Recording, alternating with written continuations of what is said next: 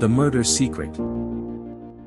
It was a rainy evening in late autumn, and the wind howled as it rattled the windows of the old, sprawling mansion at the edge of town. The estate belonged to none other than Mr. Thomas Reed, a well-respected lawyer whose name was synonymous with success and integrity. His library, a cavernous room lined with rows upon rows of leather-bound books, had always been his sanctuary. This was where he spent most of his time, buried in legal texts, ancient manuscripts, and the correspondence of his clients. It was in this very room that his life came to a mysterious and abrupt end. That evening, the housekeeper, Mrs. Green, had arrived at the mansion as usual to tidy up the estate. She was a woman in her 60s, with kind eyes and a steady demeanor, well known for keeping Mr. Reed's house in immaculate condition. As she entered the library that night, she expected to find Mr. Reed at his desk, working late as he often did. But what she discovered instead would send shockwaves through the quiet town. "Mr. Reed," she called, peeking around the heavy oak door. When there was no response, she stepped further into the room. Her heart skipped a beat as she saw him slumped over his desk, lifeless. A cold chill swept over her, and her hands trembled as she approached him. "Mr. Reed," she whispered, reaching out to shake him. But there was no response. The sight of him was both unsettling and eerie. His once pristine suit was wrinkled, and his glasses, which he usually kept meticulously clean, were askew on the table in front of him. But what was most perplexing, and alarming, was the small, sealed bottle lying next to him. It appeared to be an old-fashioned poison vial, the kind one might read about in detective novels. It was partially opened, the remnants of its contents staining the glass. Frantically, Mrs. Green rushed to the phone and dialed the police. Within moments, the local constables arrived, along with the town's best forensic experts. Detective Emma Blackwell, a sharp and experienced investigator, was called in to lead the case.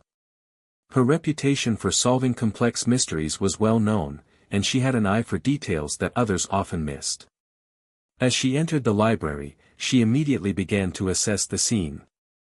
The room was quiet, save for the sound of the rain outside. The shelves of books stood tall and unmoving, their spines reflecting the dim light of the desk lamp.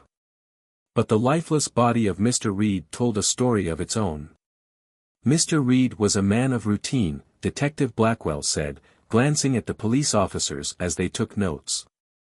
Always in the library, always with a book in his hand. He never strayed from his pattern. So what went wrong tonight? The detective crouched next to the desk, carefully inspecting the poison vial. It was a small, dark glass bottle with a tight seal, one that was nearly impossible to open without some effort. It was the kind of container that one would find in the offices of a chemist or a wealthy collector of rare poisons. But the question that weighed heavily on Blackwell's mind was this: if Mr. Reed had been poisoned, how had the poison entered his body? "Detective," one of the officers said, interrupting her thoughts. "There's something strange about the vial. It's sealed, and there are no traces of it having been opened recently." Blackwell furrowed her brow. "So you're telling me the bottle was never opened? How could the poison have entered his system?" The officer shook his head. "That's the thing, ma'am. The bottle's intact.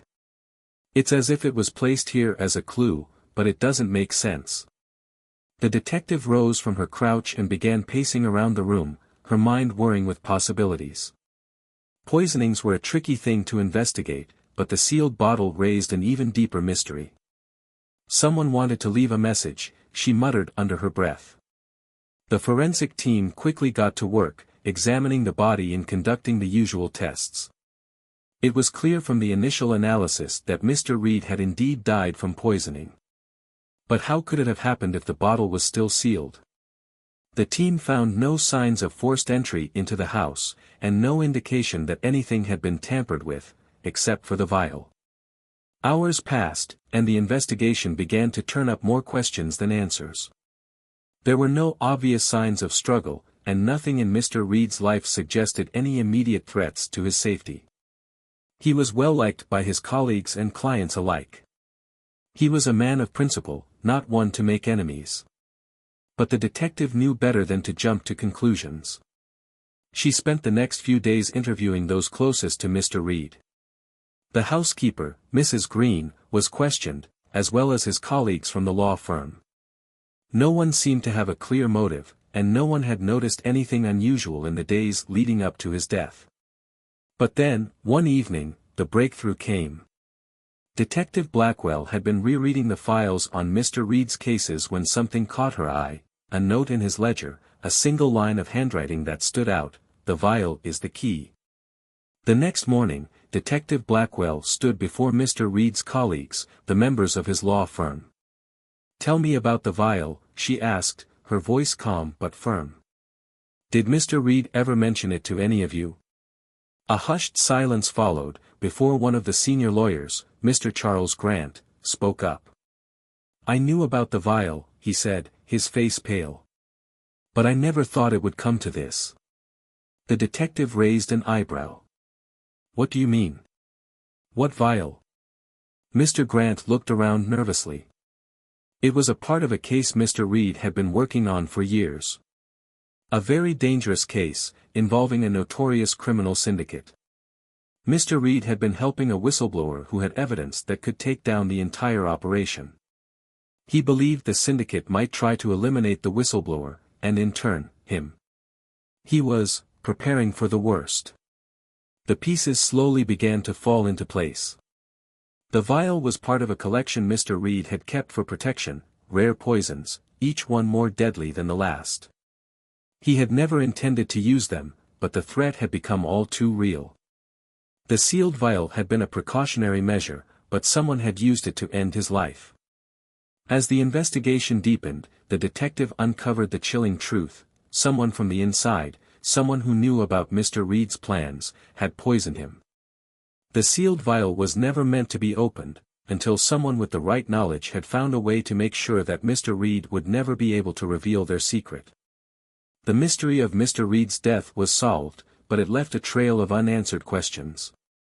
Who had known about the vial? Who had Mr. Reed trusted so deeply that they could deceive him in the most insidious of ways? The answers would take time to unfold, but for Detective Blackwell, the case was a reminder that no one was truly safe, not even behind the walls of a mansion filled with books. The rain continued to fall that evening, and the wind howled once more. But now, the mansion stood silent, its secrets locked away in the shadows, just as Mr. Reed's legacy was now sealed in the mystery of his death. The rain continued to pour outside, its rhythmic drumming against the mansion's windows almost in sync with the unsettling thoughts swirling in Detective Emma Blackwell's mind. She stood still in the library, her sharp eyes scanning the lifeless body of Thomas Reed, the well-known lawyer whose mysterious death had already sent shockwaves through the town. His body lay slumped over his desk, a grim reminder of the tragic end of a man who had once held power and influence in the legal world. But it wasn't just the body that was intriguing.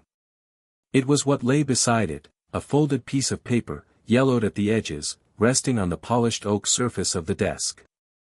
The paper was the size of a typical letter, but the words scrawled on it were far from ordinary. In fact, they were chilling. "I couldn't win this case, so I'm ending my life." The note was brief, too brief. But it was unmistakably written in Mr. Reed's hand. It was a suicide note. Detective Blackwell took a step closer, carefully picking up the paper with gloved hands. She turned it over, ensuring there were no hidden messages or strange markings on the other side. But there was nothing, only a single phrase that seemed far too simple for a man who had spent his life entrenched in complex legal battles. "Suicide," she muttered under her breath, her voice heavy with doubt. "It doesn't add up." Turning back to the scene, the detective's gaze settled on the small glass vial that had been found next to Mr. Reed's body.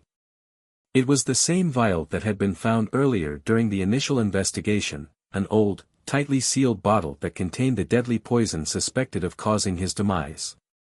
But there was one glaring issue: the vial had not been opened. No traces of the poison had been consumed directly from it. Now, here was the crux of the puzzle.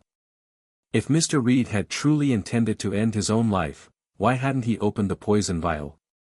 Why hadn't he taken the simple, direct route of ingesting the poison, as one might expect from someone who had already written a farewell note?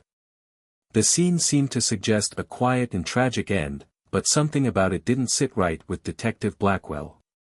The following morning, the detective began her investigation by re-examining the people who had been closest to Mr. Reed. She wanted to understand the context behind the suicide note. Surely someone must have seen signs of distress or heard about the case that had caused him so much despair. Mrs. Green, the housekeeper, had already been questioned. She was a frail woman, but her eyes had a sharpness to them as she recounted her interactions with Mr. Reed in the days leading up to his death. He had been distant, I'll admit that, Mrs. Green told the detective, her voice quiet but steady. I didn't think much of it at first. He was always buried in his work, but that week, he seemed off. He kept muttering to himself about a case he couldn't win.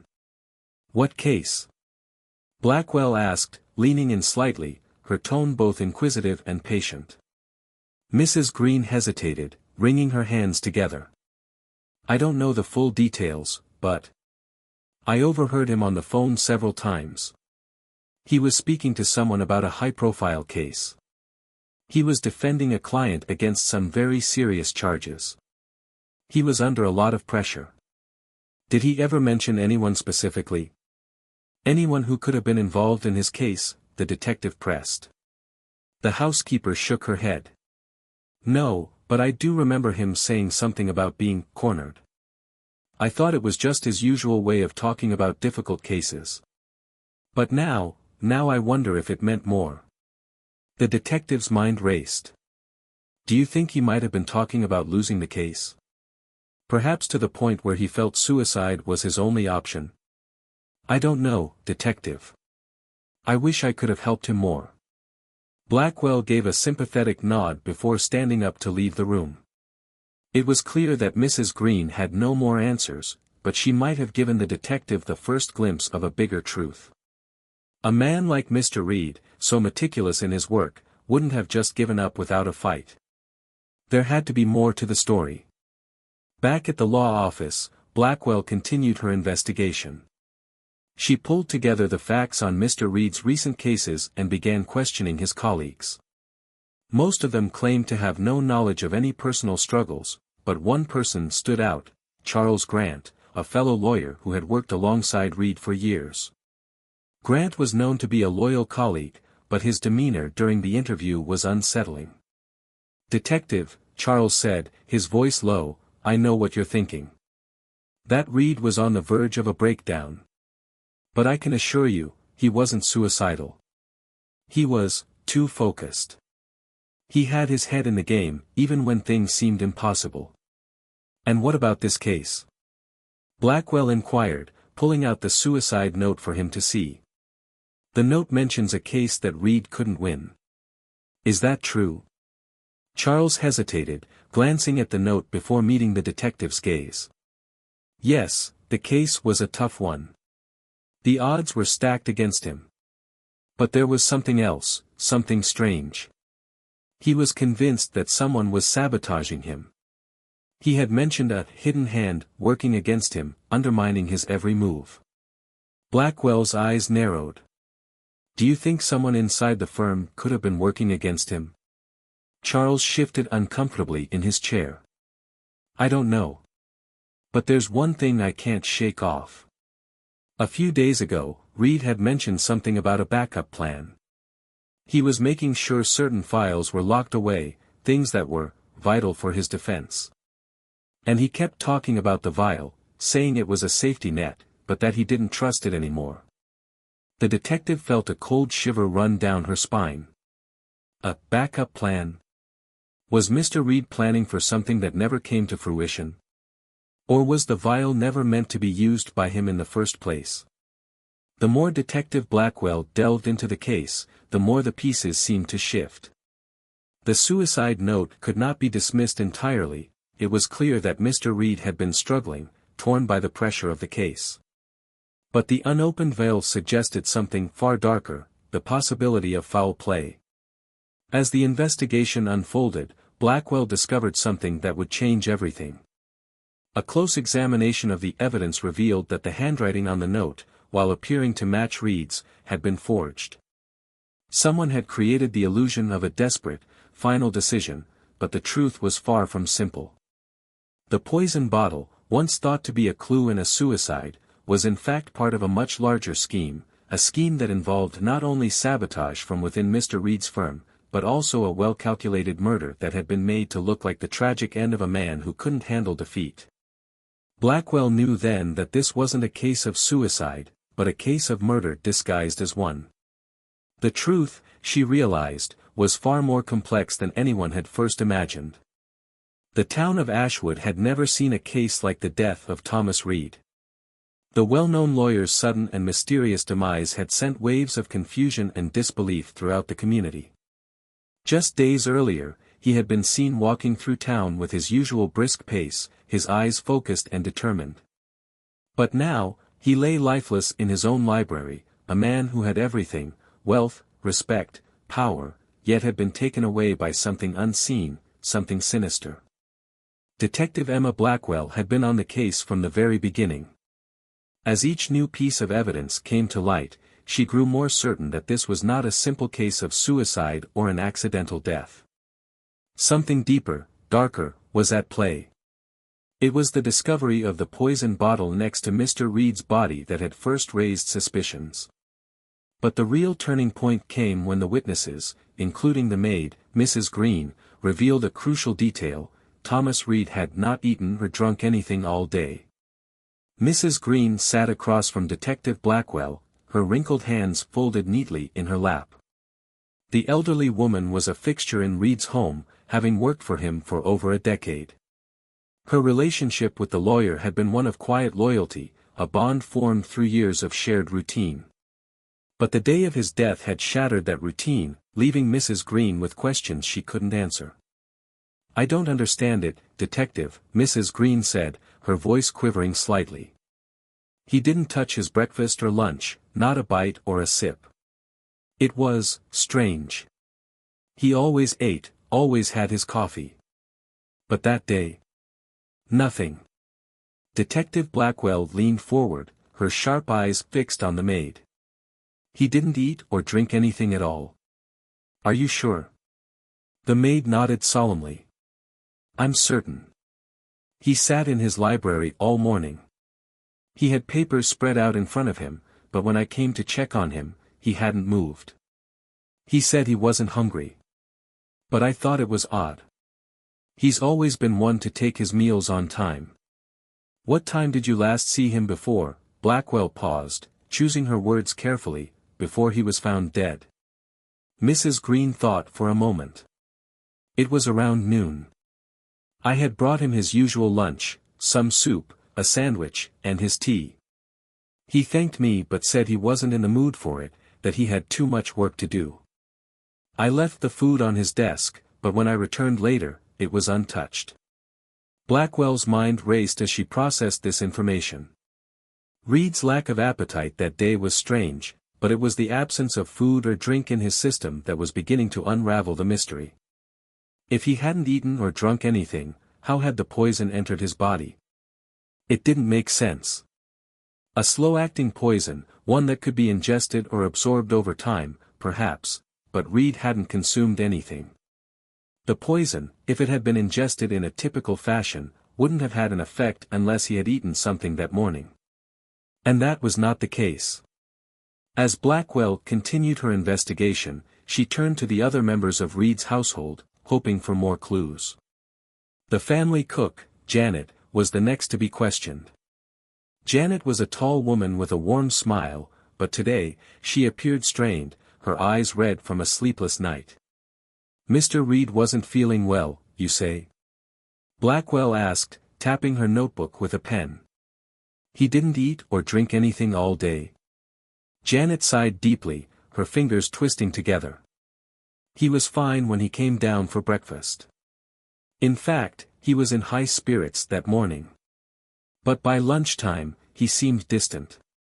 Said he had too much to do, and that he'd eat later. I brought his meal up to him, but he didn't touch it. I've never seen him so detached. Not like that. I thought maybe he was just stressed about work. Stressed, how? The detective asked, sensing a crack in the story. Well, it's no secret around here that he'd been working on a big case. He mentioned it a few times. But he didn't seem like someone who would be giving up so easily. I mean, I've worked with Mr. Reed for years. He's always been the type to push through, no matter the pressure. Janet paused, her face tightening. That's why it doesn't make sense to me. He was always so strong. The words hung in the air. Strong was a term that stuck with Blackwell. It was exactly how the lawyer had been portrayed by his colleagues, his family, and even his maid. Reed had been a man of great resolve, a man who did not back down easily. If the poison had entered his system, it was unlikely he would have done so willingly, especially if he hadn't consumed anything.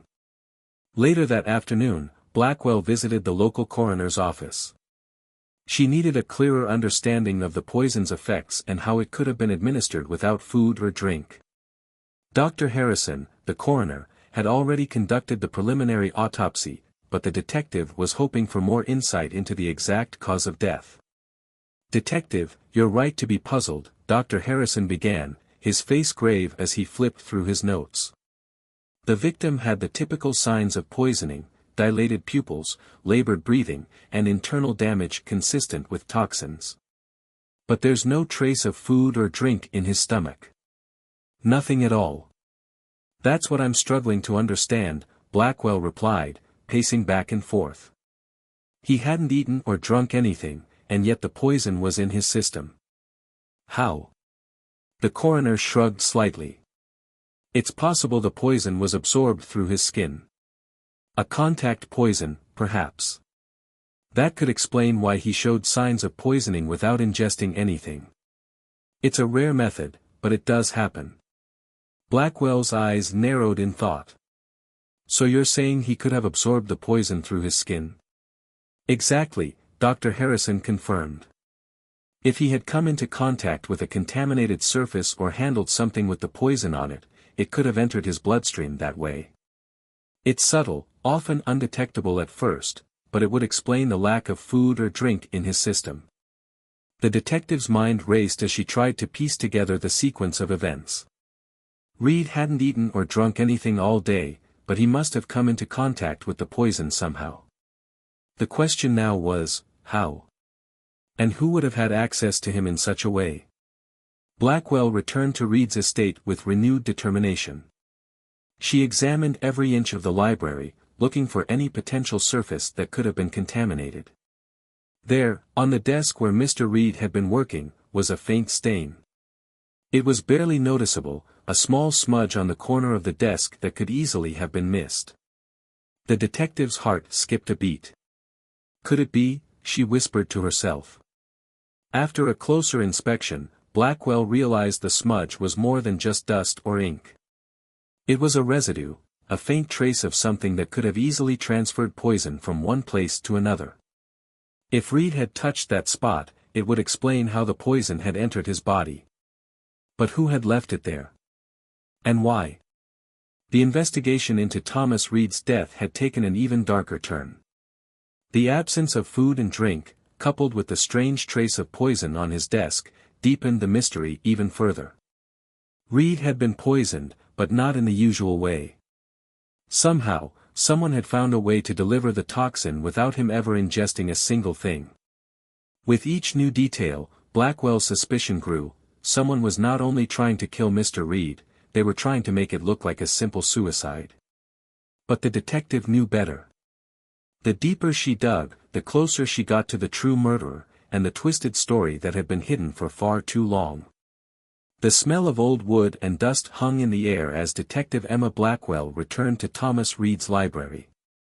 It had been 2 days since the lawyer's death, and every passing hour only seemed to deepen the mystery surrounding his tragic end.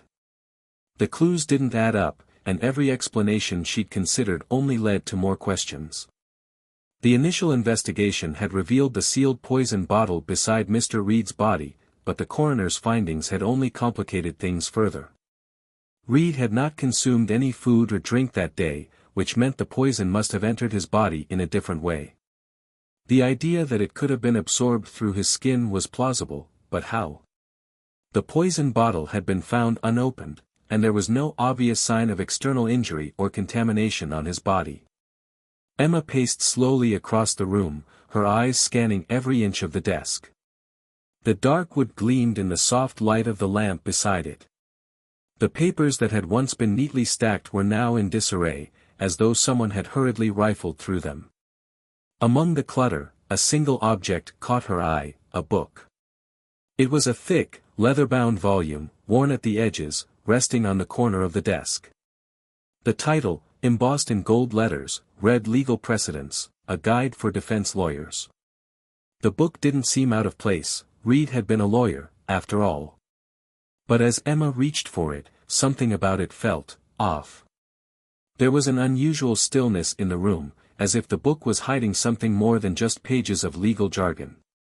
As she opened the book, her fingertips brushed against the delicate pages. That's when she saw it. There, along the edges of the pages, were faint stains, dark, nearly invisible to the naked eye but unmistakable to someone who knew what to look for. At first glance, they appeared to be nothing more than smudges from the wear and tear of daily use, but as Emma examined them more closely, she realized they weren't just smudges. They were marks of something more sinister, something that could have been transferred to Reed's skin as he read the book. Her heart raced as she flipped through the pages, the faint stains growing more pronounced with each turn. Could it be? Was it possible that the poison had been applied directly to the pages of this book, and Reed had unknowingly absorbed it through his hands and fingertips as he read? The more she thought about it, the more the theory seemed to fit. To test her theory, Emma carefully placed the book on the desk and dialed her phone. Within moments, Detective Harris, one of her colleagues who specialized in forensic analysis, arrived at the mansion. He was tall and stocky, his face hard and serious. He took one look at the book in Emma's hands and raised an eyebrow. "What do you have there, Detective?" Harris asked, his voice laced with curiosity. "I think we might be looking at our answer," Emma said, her voice steady but filled with anticipation. "Take a look at these marks on the pages. I think the poison could have been applied here." Harris leaned in closer, squinting at the book. "Those stains could be poison residue. But how would it get there? This book is on his desk, there's no sign of forced entry, no signs of anyone tampering with his possessions." "I know," Emma replied. "But it would explain how the poison entered his system. If he touched the pages while reading, the poison could have been absorbed into his skin." Harris rubbed his chin, deep in thought. "That's a possibility. The skin is porous, and if the poison was applied carefully, perhaps on the edges of the pages, where it's less likely to be noticed, it could have been absorbed with little to no trace. You'd never suspect that a simple book could be the delivery method." Emma nodded. "Exactly. It's subtle. You wouldn't think a book could be dangerous, but in the right hands." Her voice trailed off as she considered the implications. Someone would have needed access to the book, though. Someone who knew Mr. Reed well enough to leave it on his desk without suspicion. Someone inside his circle, Harris said, catching her drift. Maybe someone who knew his habits, someone who knew he'd be reading this particular book that day. Emma thought for a moment. This isn't just about the poison. It's about timing. Someone had to plan this, knew exactly when Reed would be alone, when he'd be distracted. They would have made sure the poison was applied without him noticing. The more Emma thought about it, the clearer the picture became. The book was the key, but it wasn't just the book, it was the person who had placed it on Reed's desk. Someone with intimate knowledge of his routines, his weaknesses, his habits. Someone who could move in and out of the house without raising suspicion. She returned to the desk, scrutinizing the book once more. As she flipped through the pages, she found something else, a small, almost invisible mark on the inside cover. It looked like a faint fingerprint, but it wasn't Reed's. It was a smudge, too precise to have been accidental. Emma's heart skipped a beat. This was new evidence, a clue that could identify the person responsible for poisoning Thomas Reed. "Do you think this could be from the killer?" Harris asked, eyeing the mark with interest. "It's possible," Emma replied. "This smudge could have been left by the person who applied the poison to the book. If we can match this fingerprint, we might finally get a lead." Harris nodded. "I'll get this sent to the lab for analysis. If we're lucky, this might be the break we need." The detective spent the next few hours reviewing the evidence again and again. The fingerprints on the book, the faint stains along the pages, and the lack of food or drink, all of it pointed to the same conclusion: Thomas Reed's death had not been a simple suicide or an accident. It was a carefully orchestrated murder, and the book was the key to unlocking the mystery. As she pondered the case, Emma's thoughts turned back to Reed's colleagues and family. Who had been in his life in the days leading up to his death? Who had access to the library, to his personal belongings? Was there someone who had a personal vendetta against Reed, someone who might have wanted to see him fail? The more she thought about it, the more one name stood out in her mind: Charles Grant, Reed's longtime colleague. He had been one of the last people to speak with Reed before his death, and he had known about the high-profile case that had caused Reed so much stress. Could he have been involved? It was a possibility, but Emma wasn't ready to make accusations without more evidence. She would have to dig deeper, investigate Grant's movements, and see if he had any connection to the poison or the book. Days later, the results from the forensic lab came back. The fingerprint found on the inside cover of the book didn't belong to Mr. Reed, it was a match for Charles Grant, Reed's colleague. The revelation sent a chill through Detective Blackwell's spine. The plot was thicker than she had imagined. Now, with the evidence pointing to Grant, Blackwell knew she had to confront him. But the question remained: what had driven him to murder his longtime friend and colleague? And how deep did this conspiracy go?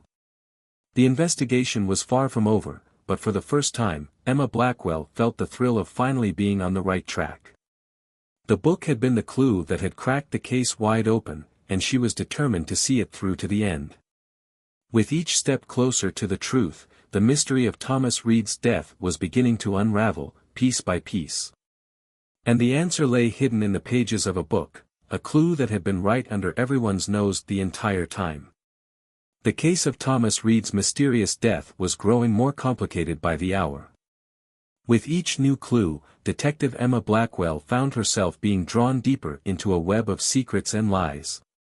The poison book on Mr. Reed's desk had been a breakthrough, but it wasn't enough. She needed to know how that book came to be in his possession. And to do that, she had to retrace its origins. That's when Mrs. Green, Reed's longtime maid, had mentioned something in passing that caught Emma's attention. It was almost an afterthought, a stray detail in their earlier conversation, but now it resonated with a new significance. "He was always reading, you know," Mrs. Green had said, wringing her hands as they sat in the dimly lit parlor of the Reed mansion. "If he wasn't working on a case, he'd be in that library of his, surrounded by books. It was where he felt most at peace." Emma leaned forward. "You said he spent most of his time reading on the day he died?" "Yes, Detective. He was in the library all morning and afternoon. I brought him his lunch, but he waved it away, too engrossed in whatever he was reading." The maid paused, as if dredging up a painful memory. "I don't know where he got that book from, though. I don't recall ever seeing it among his usual collection." This was it, a lead that Emma had almost missed. "Mrs. Green, do you remember when he got that book? Did he have it for a long time, or was it something new?" Mrs. Green's brow furrowed as she tried to remember. "Now that you mention it, it was a recent addition. I believe he got it just a few days before it happened." Her voice trembled, and she brought a trembling hand to her mouth. Emma's mind whirred with possibilities. If the book had been brought into the house recently, it could very well have been the means through which the poison was introduced. And if Mrs. Green didn't recognize it, then it likely wasn't part of Reed's personal collection. That could only mean one thing: the book had come from somewhere else, somewhere beyond the walls of this grand estate. Later that afternoon, as the sun cast long shadows across the cobbled streets of Ashwood, Detective Blackwell found herself standing in front of the imposing stone facade of the city library. Its grand arches and towering columns gave it an air of timeless authority, a place where secrets were both kept and uncovered. She pushed through the heavy oak doors, the scent of aged paper and polished wood enveloping her. The interior of the library was a maze of towering bookshelves, each one crammed with volumes that seemed to whisper secrets from another time. Behind a long wooden counter sat an elderly librarian, Mrs. Whitmore, her silver hair pulled back into a tight bun. She looked up, adjusting her spectacles, as Emma approached. "Good afternoon," Emma said, flashing her badge. "I'm Detective Emma Blackwell. I'm investigating a case and need your assistance." Mrs. Whitmore squinted at the badge, then nodded. "A case, you say? How can this old library help the police, I wonder?" "I'm trying to trace the origins of a book," Emma explained, placing a photograph of the book from Reed's study onto the counter. "This book was recently found in the possession of Thomas Reed. I have reason to believe it came from this library." The librarian's eyes narrowed as she inspected the photograph. The binding does look familiar. Let me see what I can find." She disappeared behind a set of shelves, leaving Emma to wait. As she stood there, Emma couldn't help but feel the weight of the silent library pressing in on her. Each creak of the floorboards, each rustle of a page being turned by a distant reader, seemed amplified in the stillness. Her instincts told her that she was getting closer to the truth. But what that truth was, she still couldn't quite grasp. After several minutes, Mrs. Whitmore returned, clutching a thick ledger. "I believe I've found something that might be of interest," she said, laying the book open on the counter. "This is the borrowing record for all the books in our restricted section. Your book is listed here." Emma's eyes lit up. "Restricted section?" "Yes, only certain members are allowed access. That book, *Legal Precedents*, isn't just any ordinary volume. It's part of a special collection reserved for scholars and legal professionals. It's not something the general public would usually get their hands on." "Who checked it out?" Emma asked, her pulse quickening. This was it, the lead she needed. Mrs. Whitmore ran a finger down the page. "Ah, here we are. It was checked out just last week, by Charles Grant." "Charles Grant?" Emma repeated, her voice dropping to a whisper. She recognized the name immediately. Grant was a prominent lawyer in town and a longtime colleague of Thomas Reed. The two had often been seen debating heatedly in court, but they had always maintained an air of mutual respect, or so it seemed. "Yes, indeed," Mrs. Whitmore confirmed, her voice tinged with curiosity. "Mr. Grant is a frequent visitor here, always borrowing legal texts. But this particular book, it's unusual. I don't recall him ever borrowing anything from the restricted section before." Emma's mind was racing. If Charles Grant had checked out the book just before Reed's death, then it was highly likely he had tampered with it before returning it. But why? And how had the book ended up on Reed's desk? The detective's thoughts were interrupted by the arrival of a tall, thin man in a tweed suit. He had been lurking in the background, his eyes darting towards the photograph on the counter. He hesitated for a moment, then approached cautiously. "Excuse me, detective," the man said, his voice barely above a whisper. "I couldn't help but overhear. Are you investigating Thomas Reed's death?"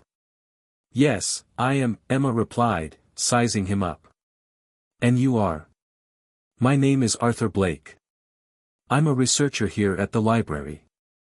I knew Mr. Reed. We crossed paths occasionally in our mutual circles." His eyes flickered nervously. "I couldn't help but notice the book you're asking about. I saw Mr. Grant with it just a few days ago." Emma's eyes narrowed. What do you know about that? Blake swallowed hard. I didn't think much of it at the time, but Mr. Grant seemed anxious. He wasn't his usual composed self. He was asking a lot of questions about the effects of certain chemicals. I overheard him speaking with Mrs. Whitmore about rare poisons. The pieces of the puzzle were starting to fit together, but there were still gaps. Emma needed more evidence, more proof that Charles Grant had used the book to poison his colleague. Thank you, Mr. Blake. That's very helpful, Emma said, her tone clipped. I may have more questions for you later. Blake nodded quickly, then retreated into the shadows of the library. As Emma left the library, her mind was buzzing with new information. Charles Grant had access to the restricted book, he had returned it just before Reed's death, and there were witnesses who had seen him behaving suspiciously. But Emma knew she needed to confront Grant directly to get to the truth. With a sense of urgency, she headed towards Grant's office. The game was afoot, and Emma was determined to bring justice to Thomas Reed. But she couldn't shake the feeling that there were more secrets waiting to be uncovered, secrets that the old, dusty books of the city library had kept hidden for far too long. And as the rain began to fall, pelting the cobblestone streets, Detective Blackwell knew that she was getting closer to unraveling the deadly mystery that had taken the life of one of the town's most respected men. The library had revealed its secrets, but it was now up to her to connect the dots and bring the killer to justice. The city library was unusually quiet that afternoon, the only sounds being the occasional rustle of turning pages and the soft whisper of footsteps on the worn, wooden floors. Detective Emma Blackwell stood at the library counter, her eyes locked onto Mrs. Whitmore, the elderly librarian who had been so helpful in tracing the origin of the poison book. Mrs. Whitmore, Emma began, leaning slightly forward, her voice low and firm, I need you to tell me everything you know about the borrowing history of that book. You said Charles Grant checked it out recently, but was he the only one? Mrs. Whitmore, her eyes magnified behind her thick spectacles, shifted uncomfortably. She had always been a guardian of knowledge, one who respected the privacy of the library's patrons. But this was a police investigation, and Emma's unwavering gaze told her that withholding information was not an option. Well, Detective, Mrs. Whitmore began hesitantly, Mr. Grant did borrow that book, yes. But before him, it was borrowed by another gentleman, Mr. Arthur West. Emma's eyes widened slightly at the name. Arthur West? The same Arthur West who was locked in a bitter legal battle with Mr. Reed? Yes, the very same, Mrs. Whitmore confirmed, nodding slowly. Mr. West is also a regular visitor here. Quite a voracious reader, always delving into legal texts and cases. She paused, as if weighing her next words carefully. But I must say, he seemed rather intense the last time I saw him. Emma's curiosity was piqued. Intense how? She pressed. Mrs. Whitmore glanced around, as if to ensure no one else was listening. She lowered her voice to a conspiratorial whisper. He was pacing around the restricted section, muttering to himself. He checked out that book in a hurry, and I couldn't help but notice the tension in his demeanor. It was as if he was looking for something specific, something that he needed urgently. Did he mention why he needed the book? Emma asked, her tone now gentle, hoping to coax more details from the librarian. Mrs. Whitmore shook her head. No, but he seemed desperate. He didn't stay to chat like he usually does. Just signed out the book and left, almost as if he was afraid someone would stop him. Emma's mind was racing now. Thomas Reed and Arthur West had been on opposite sides of one of the most high-profile legal cases in the city. Their rivalry was well known in the legal community. But could it have escalated to something more than just courtroom theatrics? Could West have borrowed the book, tampered with it, and then somehow ensured it made its way into Reed's hands? She needed more answers, and she needed them fast. Mrs. Whitmore, could you show me the borrowing records? Emma asked, her voice gentle but insistent. The librarian hesitated, her fingers fidgeting with the edges of her cardigan. I really shouldn't, Detective. The privacy of our patrons. This could help solve a murder, Mrs. Whitmore, Emma said, her voice now carrying an edge of urgency. If Mr. West was involved in Mr. Reed's death, we need to know. Mrs. Whitmore let out a resigned sigh and nodded. Very well, follow me. Emma followed the elderly librarian through a maze of shelves and past the restricted section, where the air seemed to grow heavier, tinged with the scent of old paper and leather bindings. Mrs. Whitmore led her to a small, cluttered office at the back of the library. The space was filled with stacks of ledgers, each one documenting the comings and goings of books that had passed through the library's hallowed halls. Mrs. Whitmore pulled a thick, leather-bound ledger from one of the shelves and flipped it open. The pages were filled with neatly written entries, documenting who had borrowed which books and when. Here we are, she said, pointing to a line on the page. Arthur West borrowed Legal Precedents just over 2 weeks ago. He returned it 4 days before Mr. Grant checked it out. Emma's eyes narrowed as she studied the entry. Did Mr. West return the book himself, or did someone else do it for him? Mrs. Whitmore tapped her chin thoughtfully. As I recall, Mr. West returned it in person. He seemed relieved, almost as if a weight had been lifted off his shoulders. But now that I think about it, there was something odd about the way he handled the book. He wore gloves, even though it was a warm day. I thought it peculiar, but I didn't question it. Emma's pulse quickened. Gloves. That could mean West had been careful not to leave fingerprints, perhaps because he had already tampered with the book. Thank you, Mrs. Whitmore, Emma said, closing the ledger. You've been incredibly helpful. The librarian offered a weak smile. I only hope this helps you find the truth, detective. Leaving the library, Emma's mind was awhirl with possibilities. Arthur West had borrowed the book shortly before Reed's death. If he had poisoned the pages, then it was possible he had orchestrated this entire scheme to eliminate his rival. But the timing was curious. Why return the book only for Grant to borrow it a few days later? Was Grant an accomplice, or just another pawn in West's game? Emma's thoughts were interrupted by the ringing of her phone. It was Detective Harris. Emma, you're going to want to hear this, Harris said without preamble. The forensic lab came back with results on the fingerprints we found on the inside cover of that book. And? Emma asked, her heart thumping against her ribcage. Besides Charles Grant's prints, we found a partial match for Arthur West. It's not conclusive enough for an arrest, but it puts him at the scene. More interestingly, there were traces of a rare toxin on the pages, one that's absorbed through the skin. It's almost undetectable in a post-mortem. Emma gripped the phone tighter. So West was involved. But how does Grant fit into this? He checked out the book after West. Could he have been trying to cover up something? That's what we're trying to figure out, Harris said.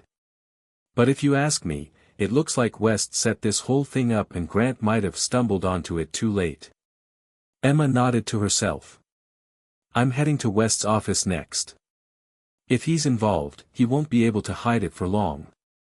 With determination etched on her face, Detective Blackwell made her way through the bustling streets of Ashwood to Arthur West's office.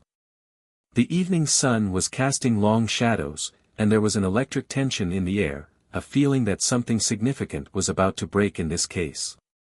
When she arrived, the receptionist was just locking up for the day. Detective Blackwell, she announced, flashing her badge. I need to speak with Mr. West. Is he still in? The receptionist hesitated, glancing nervously towards the office door. I believe he's still inside, but he hasn't been taking any appointments today. He's been, on edge. Emma gave a curt nod. Thank you. I won't take long.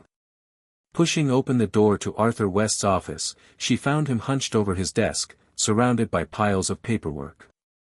His head snapped up at her entrance, his eyes wide with a mix of surprise and something that looked suspiciously like fear. Detective Blackwell, he said, forcing a thin smile. What brings you here so late? I think you know why, Mr. West, Emma replied, stepping closer. It's about the book you borrowed from the library, the one that found its way into Thomas Reed's hands. West's face paled, his hands trembling slightly as he reached for a glass of water. I don't know what you're talking about. Oh, I think you do, Emma said, her voice cold and unyielding. And I'm not leaving until I get the truth. As the sun dipped below the horizon, casting a deep orange glow across the city, Emma knew she was close to unraveling the twisted plot that had led to Thomas Reed's death. But as she stared into Arthur West's eyes, she couldn't shake the feeling that there was more to this story, layers of deception that had yet to be peeled away. The game was far from over, and Detective Blackwell was determined to see it through to the bitter end. Detective Emma Blackwell stood in the dimly lit office of Arthur West, the air thick with tension. The room was lined with dark wood shelves stacked with legal tomes, their spines worn from years of use. West's desk was a chaotic mess of papers, case files, and scribbled notes. The lawyer himself sat behind it, his face pale, eyes wide with a mix of irritation and apprehension. He adjusted his wire-rimmed glasses nervously, his usually confident demeanor clearly shaken by Emma's unexpected visit. Emma wasted no time. Mr. West, she began, her voice calm but unyielding, I'm here to discuss your connection to Thomas Reed's death. West's eyes narrowed, and he straightened in his chair. I don't know what you're insinuating, detective, he said, forcing a thin smile. But I assure you, I had nothing to do with Thomas's death. Emma held his gaze, unblinking. Let's not play games, Mr. West. We've traced the poisoned book back to this library. You checked it out just 2 weeks before Mr. Reed's death. Care to explain? West's face twitched, his fingers tapping nervously on the arm of his chair. Yes, I borrowed that book. I was researching for a case, as I often do.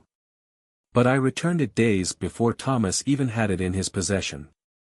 I fail to see how that implicates me in anything. Emma leaned forward, her eyes narrowing. And yet, your fingerprints were found on the inside cover of the book, alongside traces of a rare poison. Poison that killed Mr. Reed. You expect me to believe that's just a coincidence? West's eyes widened in genuine surprise. For a moment, he looked like a cornered animal, searching for an escape. But then he leaned back, crossing his arms over his chest, his voice regaining some of its usual sharpness. Detective Blackwell, I'm not sure what kind of case you're trying to build here, but I assure you, I am not a murderer. Then explain it to me, Emma pressed. You and Reed were rivals. Everyone knows your legal battle was getting heated. Perhaps things got out of hand. West's face flushed, his jaw tightening. Yes, we were rivals, he admitted, leaning forward now, his voice rising in frustration. But murder? That's absurd. I was winning that case, detective. Why would I kill him when victory was already within my grasp? Emma studied him, looking for any telltale signs of deceit. Arthur West was a skilled lawyer, accustomed to arguing his way out of tight corners. But there was something in his eyes, a flicker of something that looked almost like desperation. Let's talk about this case, Emma said, changing tactics. What was it that had you and Reed at each other's throats? What was so important that it might drive someone to desperate measures? West let out a heavy sigh, running a hand through his graying hair. It was a high-stakes lawsuit involving a large corporation accused of embezzlement. Reed was representing the company, while I was fighting on behalf of a group of shareholders who had been cheated out of millions. So, you were trying to take Reed down? Emma asked, her eyes narrowing. West's gaze turned icy. I was trying to win a case, detective. That's what lawyers do. Reed was a formidable opponent, but I would never have resorted to killing him just to win. Emma leaned back, letting the silence stretch out. The ticking of the clock on the wall seemed deafening in the stillness of the room. I find it hard to believe that a man as driven as you would just let things play out in the courtroom, she said finally, her voice low and almost a whisper. Especially when the stakes were so high. West's eyes flashed with anger. "You don't know a damn thing about me," he snapped, his voice raw with emotion. "Yes, I wanted to win. But I would never cross that line. I respected Thomas, even if we were on opposite sides." Emma raised an eyebrow. "Respected him? From what I've heard, you two couldn't stand each other." West's shoulders slumped, and for a moment, he looked utterly exhausted. "You don't understand the world we live in, detective. The legal field, it's brutal. You fight tooth and nail in the courtroom, but it's all part of the game. Reed and I, we had our differences, sure, but it was never personal." "But you were losing clients, weren't you?" Emma asked, her voice suddenly sharp. "Rumor has it that Reed was starting to poach your biggest accounts. That must have stung, especially after you invested years in building your reputation." West's expression hardened. "Business is business, detective. Yes, I was angry. But that doesn't mean I'd kill the man. And as for that damn book, yes, I borrowed it. Yes, I returned it. But I didn't poison it, and I certainly didn't put it in Reed's hands." "Then how do you explain your fingerprints and the poison, Mr. West?" Emma demanded, leaning forward. "It's a little too convenient, don't you think? You borrowed the book, and days later, Reed ends up dead after reading it." West stood up abruptly, knocking over his chair. "I don't have to explain anything to you. This is ridiculous. I'm not some criminal, and I'm not going to sit here and let you accuse me without proof." Emma remained seated, her gaze steady and calm. "If you didn't do it, then who did?" she asked quietly. "Someone had to have tampered with that book. If it wasn't you, then who had access to it?" West stared at her, his face flushed with anger, but slowly, a flicker of doubt crossed his eyes. He sat back down heavily, rubbing his temples as if warding off a headache. "I don't know," he muttered, almost to himself. "I don't know who would have done it. But it wasn't me." "You have to give me something, Mr. West," Emma said softly. "If you're innocent, help me find the real culprit." For a long moment, West was silent, his eyes glazed as if he was replaying events in his mind. Then, he took a deep breath and leaned forward, lowering his voice. "Look, the last time I saw Reed, we exchanged some harsh words, yes. But I swear, I left him alive. If there's someone you should be looking at, it's Charles Grant. He was far closer to Reed than I ever was." Emma's eyes narrowed. "Charles Grant? What does he have to do with this?" West leaned back, a bitter smile playing on his lips. "Grant was Reed's protégé, but their relationship soured recently. Something about a betrayal. Reed had found out something about Grant that he wasn't supposed to. They were at each other's throats behind closed doors. Do you have any proof?" Emma asked, her instincts telling her there was more to this story than West was letting on. "Proof?" West laughed bitterly. "No, detective. Just a hunch. But if you're looking for someone with motive, Grant's your man. He had more to gain from Reed's death than I ever did." Emma studied him carefully, searching his face for any signs of deceit. But for the first time since she'd walked into his office, West looked almost sincere. "All right, Mr. West," Emma said, standing up and straightening her coat. "I'll look into it. But don't think for a moment that you're off the hook. If I find out you've lied to me—" "I'm not lying, detective," West interrupted, his voice suddenly weary. "I'm just trying to protect myself. In our world, it's eat or be eaten. And right now, it feels like I'm on the menu." With that, Emma turned and walked out of the office, her mind buzzing with new questions. If West was telling the truth, then she was chasing the wrong lead. But if he was lying, he was doing a damn good job of it. As she stepped out into the cold evening air, one thing was clear: she was going to have to pay Charles Grant another visit. The air around them froze. What about Richard? he asked, his voice barely above a whisper. Emma watched him carefully, noting the sudden tension in his posture. I couldn't help but notice that your brother lost a high-profile case to Mr. Reed a few years ago. A case that led to, well, tragic consequences. Ryan's eyes flickered, and he set the books down with a trembling hand. I don't see how that's relevant to your investigation, he said, his tone defensive now. Oh, I think it's very relevant, Emma replied, her voice calm but firm. Because the man you lost your brother to, the man who represented the other side in that case, was Thomas Reed. And now he's dead. Poisoned. Doesn't that seem like a rather curious coincidence? Ryan swallowed hard, his Adam's apple bobbing. Detective, you're reaching. I had nothing to do with Mr. Reed's death. I'm just a librarian, for God's sake. Emma took a step closer, lowering her voice.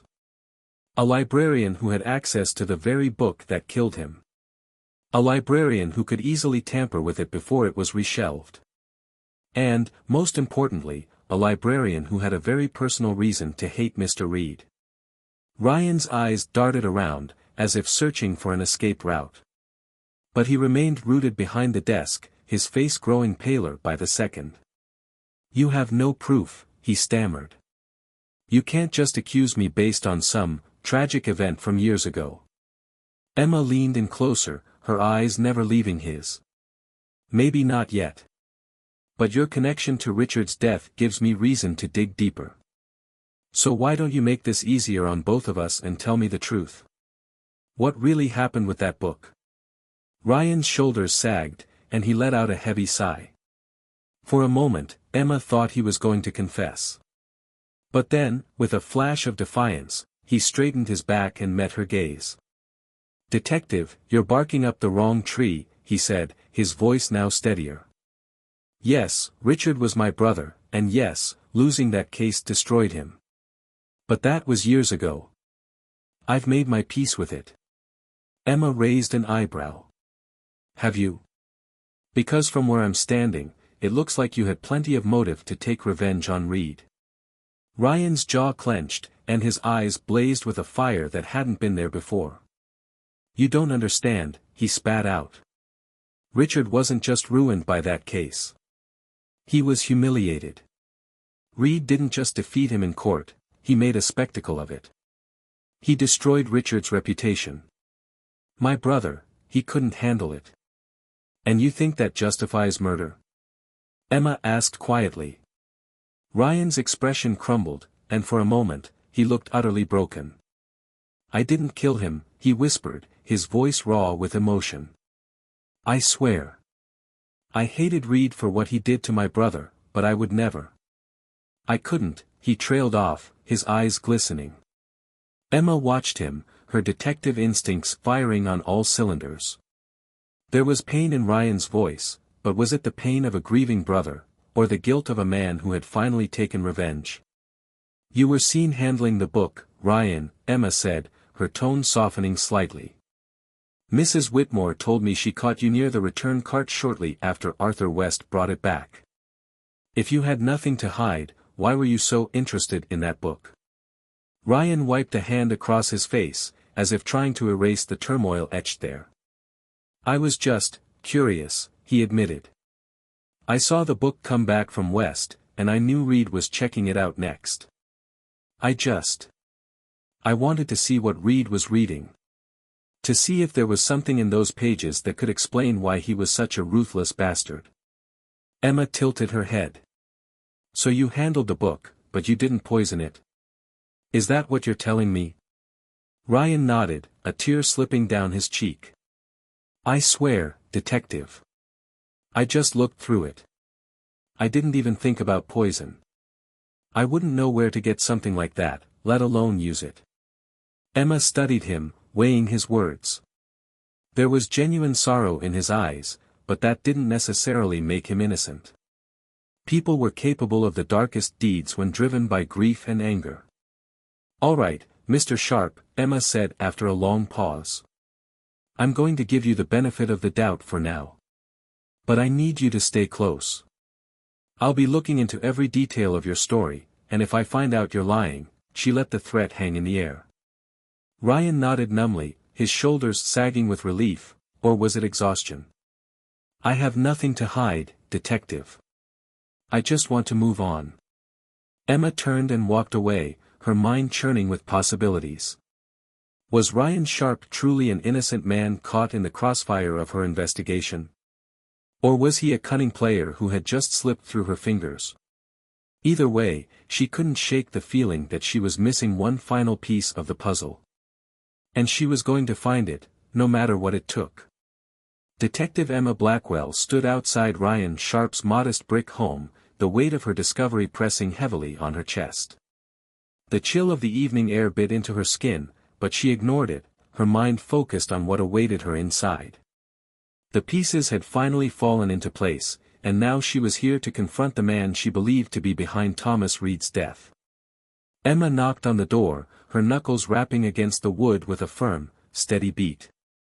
She listened to the sounds from within, shuffling footsteps, a faint creak of floorboards, before the door creaked open to reveal Ryan Sharp's tired, pale face. "Detective Blackwell," he said, surprise flickering across his features.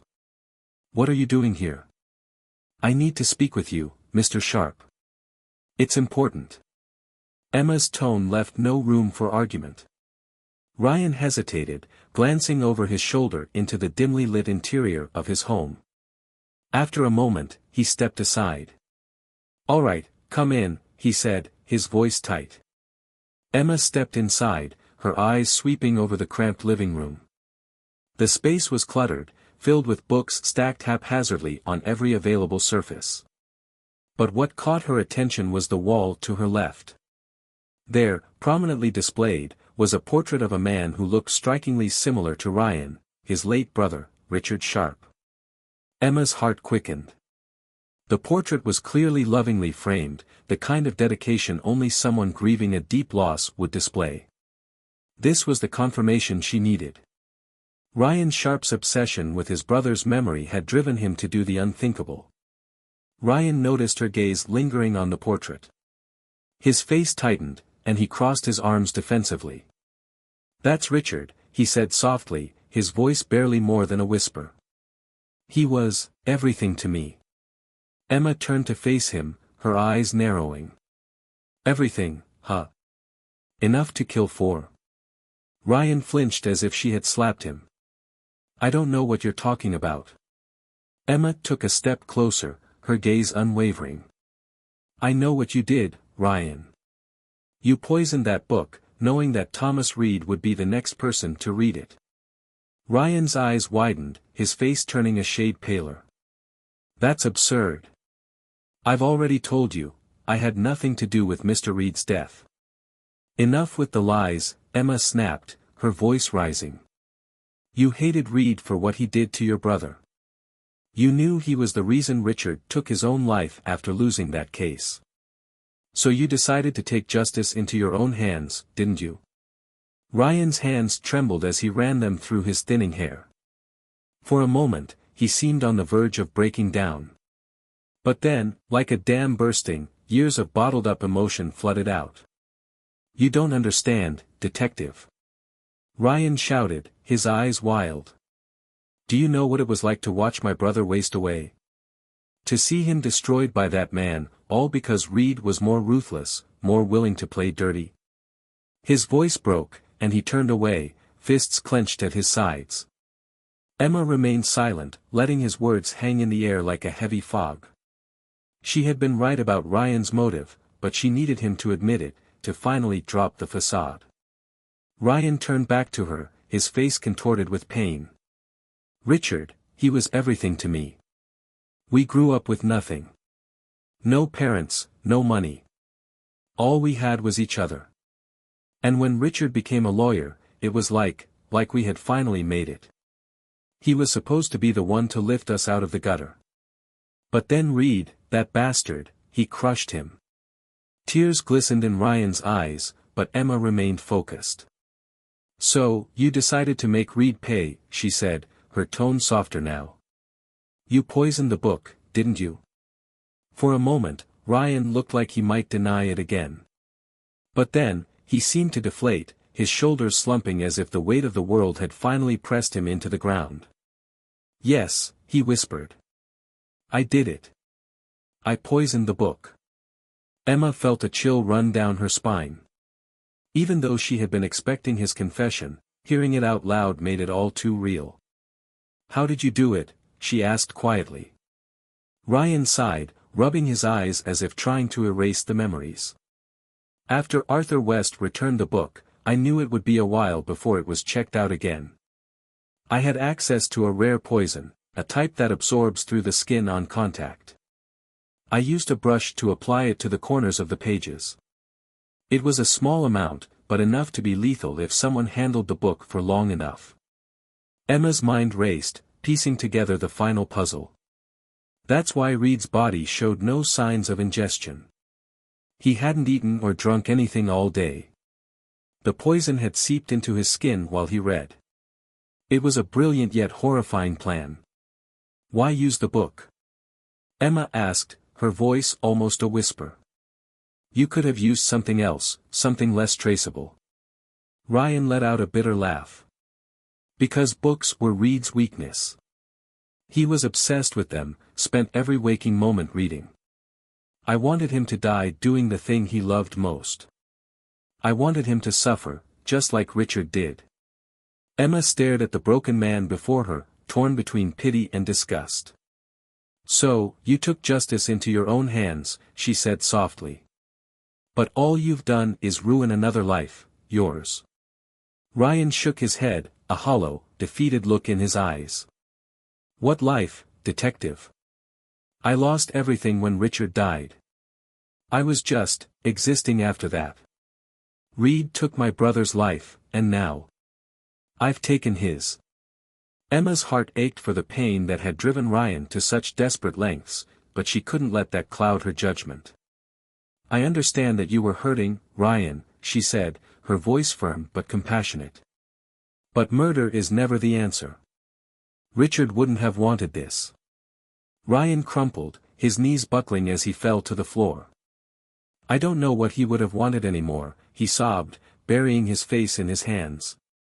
I couldn't live with the pain. I thought maybe if Reed was gone, I could finally have some peace."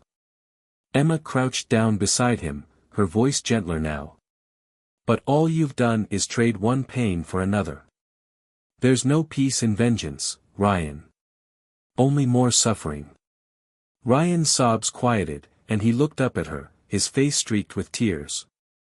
"What happens now?" he asked, his voice barely more than a whisper.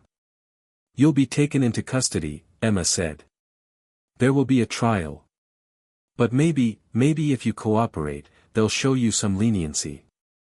Ryan nodded numbly, as if he had expected this all along. "I'm tired, detective. So tired. I don't want to fight anymore." Emma stood up and pulled out her phone to call for backup. As she spoke to the dispatcher, she couldn't help but feel a deep sadness. This case had started with the mysterious death of a powerful lawyer, but it had ended with the tragic unraveling of a broken man who had lost everything. As Ryan was escorted out of his home in handcuffs, Emma couldn't shake the feeling that, in a way, they had all been victims of Thomas Reed's ruthless ambition. But justice, she reminded herself, was not about revenge. It was about making things right, even when there was no going back. And as she watched the taillights of the police car fade into the night, she couldn't help but wonder, how many more lives would be ruined before people realized that. The night was cloaked in darkness as Detective Emma Blackwell raced through the city streets, the cold November air whipping against her face through the open car window. The blue and red lights of her unmarked car flashed as she sped toward Arthur West's home. Her mind was a whirlwind, racing with the horrifying realization that Ryan Sharp wasn't finished.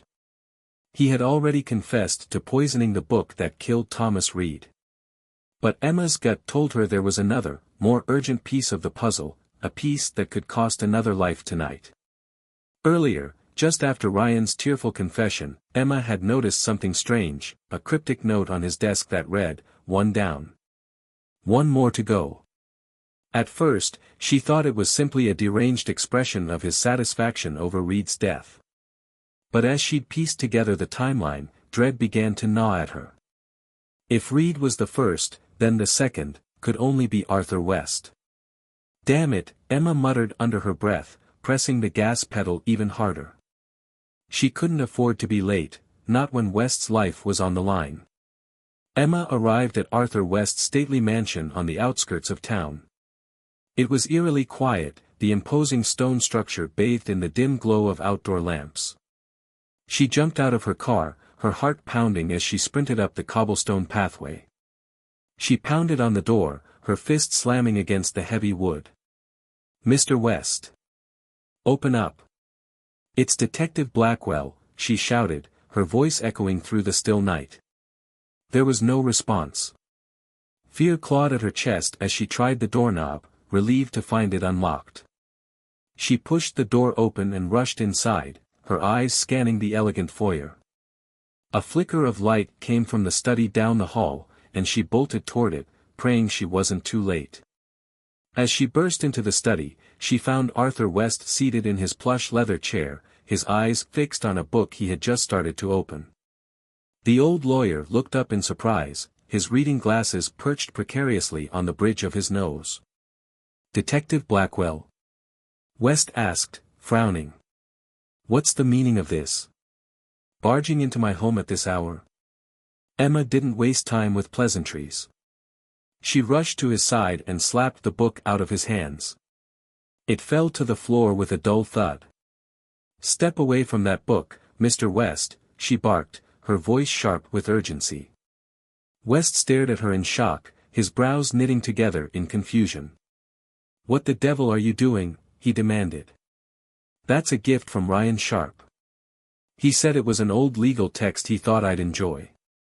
Emma's heart sank. Her worst fears were confirmed. "It's not a gift, Mr. West. It's a death sentence," she said, her voice laced with urgency. "That book is poisoned, just like the one that killed Thomas Reed."